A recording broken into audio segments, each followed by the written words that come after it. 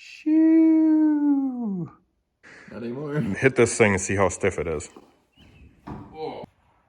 Hey guys, it's your boy Alec coming back to you with another video. We are out here with the Turbo GMC in the garage again, and one topic that I want to cover today is a little bit about this truck and why you should never buy HPI fuel injectors. Right behind me, this was an 11-second 05 GMC Sierra. It's all-wheel drive, 11 seconds on the street. It's a 6-liter. It had a 78, 75 on it. We're going big old turbo for next year. We got a S488 going on it with a T6 kit. But anyways, I want to cover why you should never buy HPI fuel injectors. We're also going to get the intake pulled off of this thing in the video. We're going to put in our new MRP 650 fuel injectors. We're going to get our steam port kit figured out, some suspension work to do, and we're going to get our new injector harness on.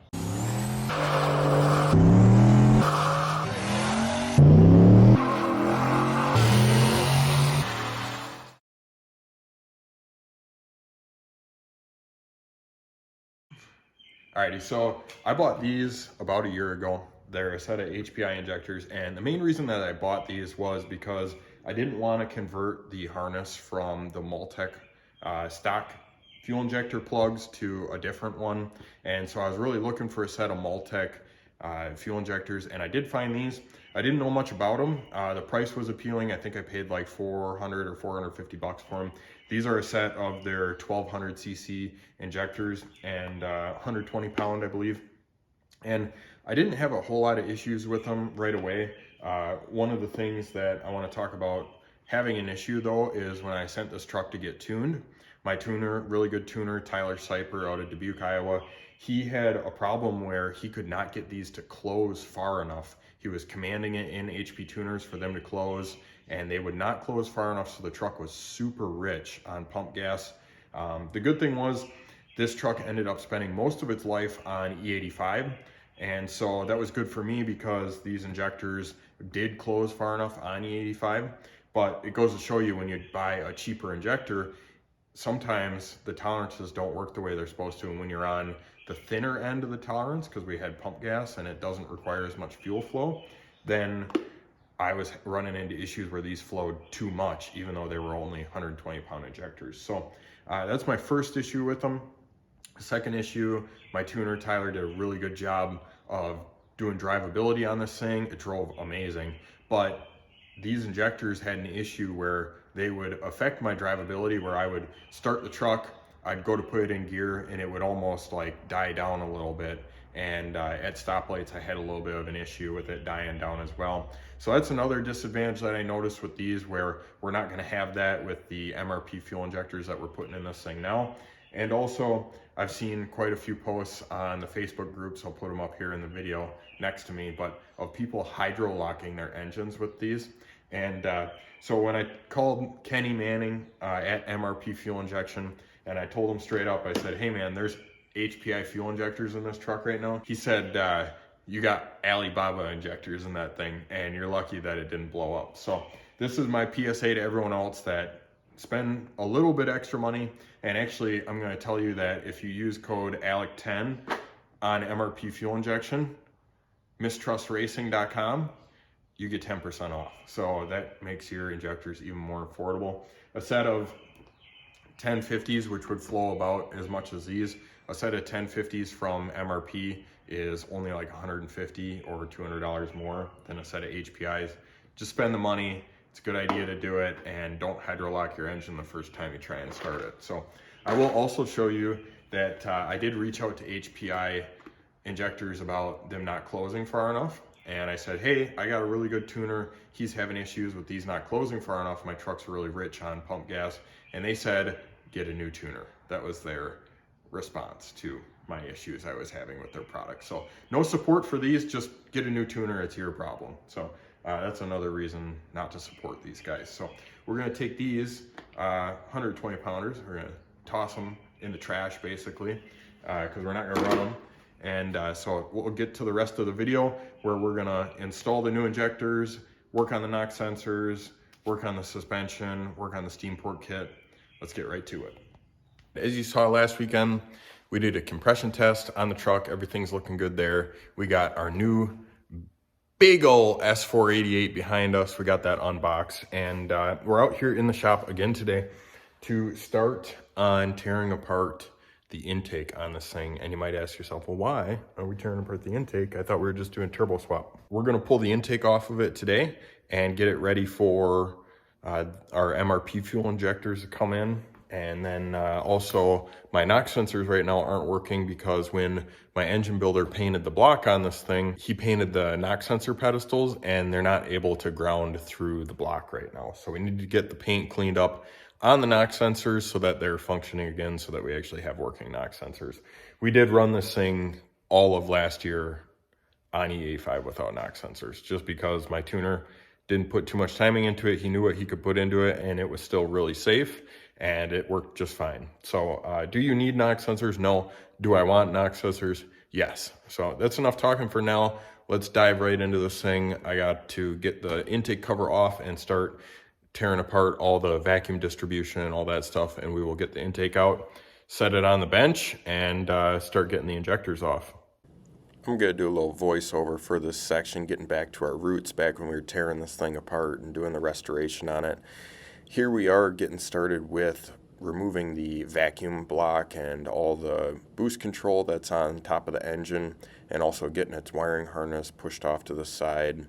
As we go through that, I got a lot of like tidiness that I'm cleaning up with how I had the zip ties placed, kind of keep some of the stuff more permanent. And so then I'm working on getting the injector clips and that kind of stuff off of the fuel rail. And I'm working on getting the fuel line disconnected and the injector clips on the driver's side. Moving some of the vacuum hoses around so that they don't get permanently displaced. Had to undo the wiring for the boost control, getting our throttle body charge pipe off, and here we are pulling the intake. Alrighty, here we go. Should be free to do that. And let me tell you what, it's about 5,000 times easier, no, about twice as easy as pulling a manifold on a Coyote. So if you're looking to get into performance stuff, start with an LS. Here we are with the intake manifold off, and everything went smoothly getting that guy off. We got it on the bench with a little pad underneath it because there is some like oil in it, which is weird because we have no oil PCV crankcase ventilation coming up to the intake. So I'm not sure why there's oil in it. But maybe someone in the comments below can answer that for me. Here's the engine, of course, with the manifold off, everything's looking pretty good. Now, one thing that I did notice is there was like some staining in the back of the engine, right? I'm like, that's weird. So then I start looking around, cleaning it up, and you can see that right there, we have like bare aluminum on the valley plate. And so what I think has been happening is I think that under certain circumstances that steam port kit is leaking a little bit. And so I think that it leaked so much that it created a little clean or hot spot underneath it. And so I will be interested to see when we get that off and we pull the rear knock sensor if there's anything in there. Hopefully not. So we're going to pull that steam port kit off and reseal everything up on that main center block right there.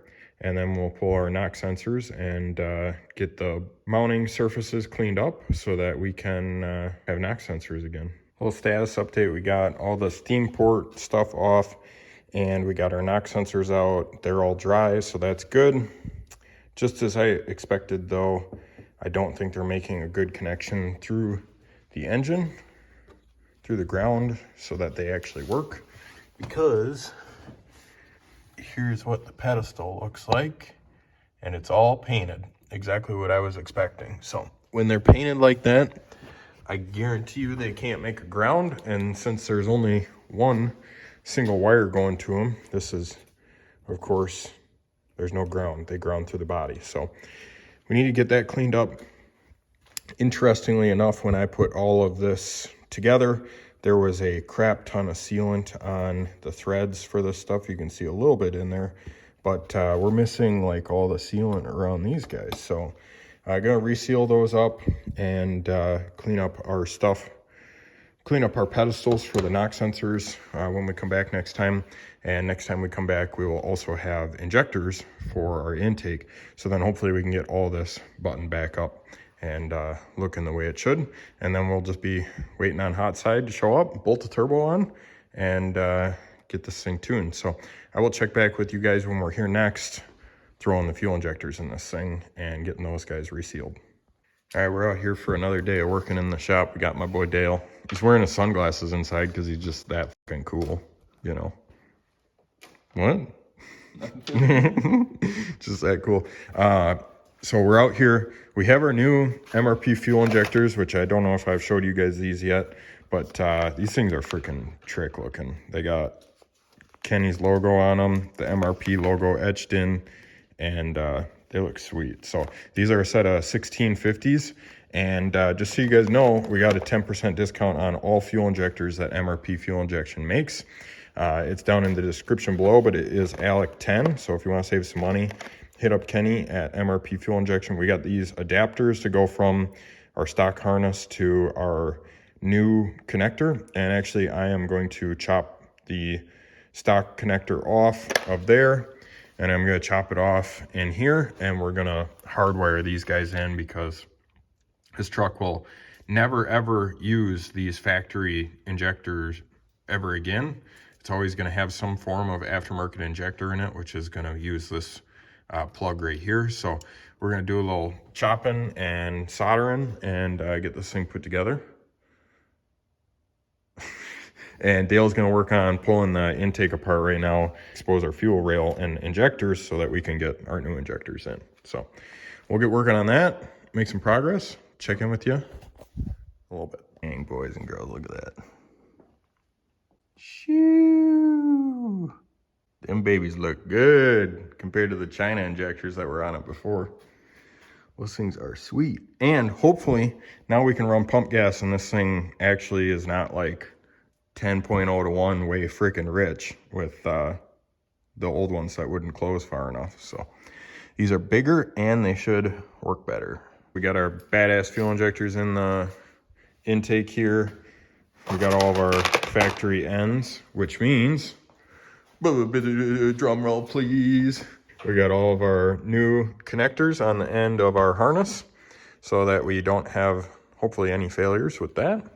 And I ended up using the solder shrink connectors just because I freaking hate soldering, and there's no way I would be doing it on a wiring harness in an engine bay in a truck. I would be pulling this wiring harness off if I was soldering all these. So we use these connectors. They're kind of cheating, but they're strong as heck. So we got those on all 8 of them, and Dale's gonna work on taking apart the steam port kit for the center of the engine, and he's got it torn apart there so we can reseal it. And I'm gonna work on cleaning up the knock sensor pedestals so that they are making a good connection and grounding.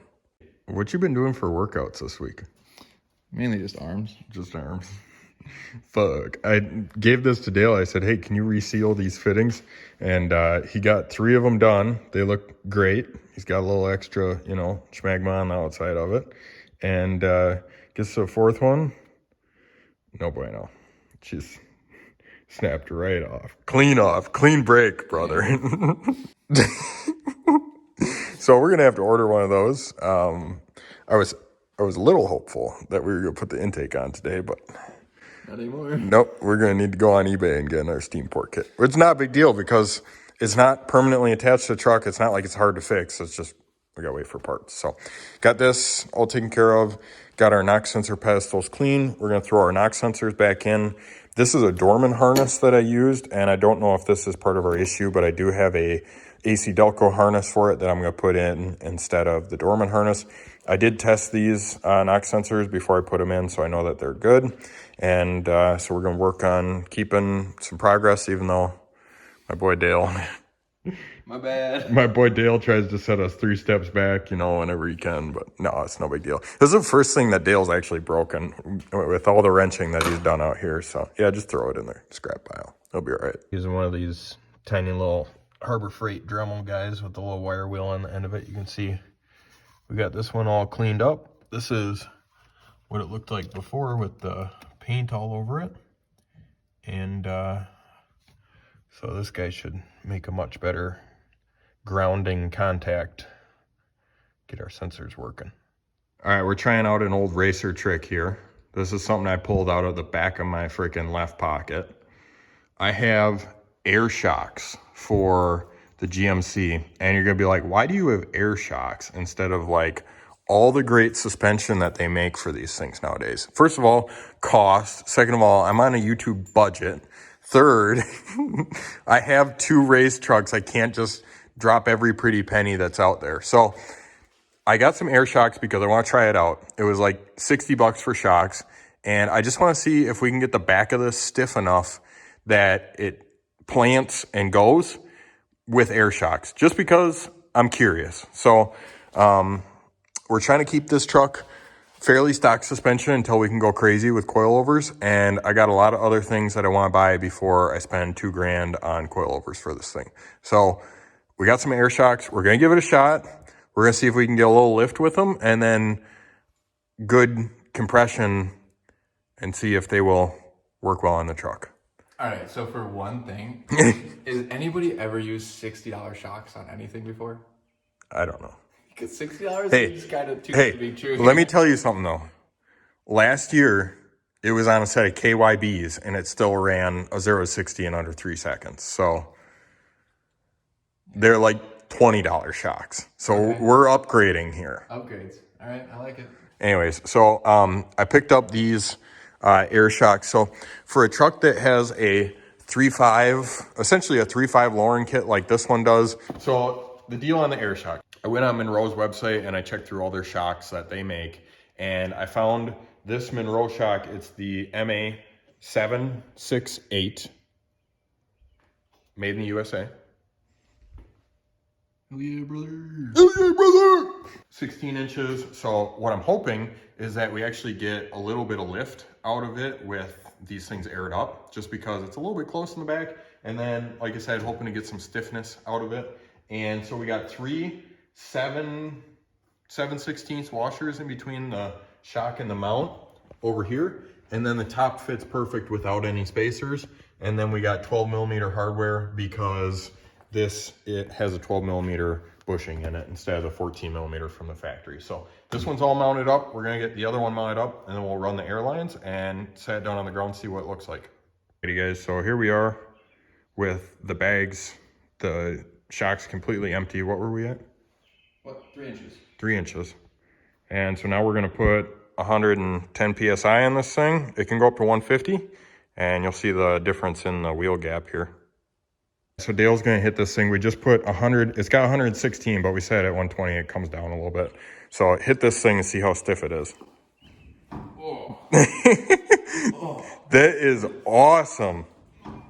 Barely moves. So when we hit this thing on the 2-step and let off that button, we're not gonna have the back squatting down, pulling the front tire anymore, which is exactly what we wanted. Alrighty guys, so we're gonna close out this video real quick. We got a crap ton of work done on the GMC. I ordered a new steam port kit. We're gonna take it out we're gonna dock Dale's pay for the month. And we got everything. We got the knock sensors in, the new harness in. The suspension I'm like blown away with, just because it's nice and stiff. I hope it works really good. Shout out to Kenny Manning over at MRP Fuel Injection. I got the link in the description. You guys saw the discount code already. Go check out his website. It's actually a really nice website and he's got some really nice products. So until I see you guys next time, peace.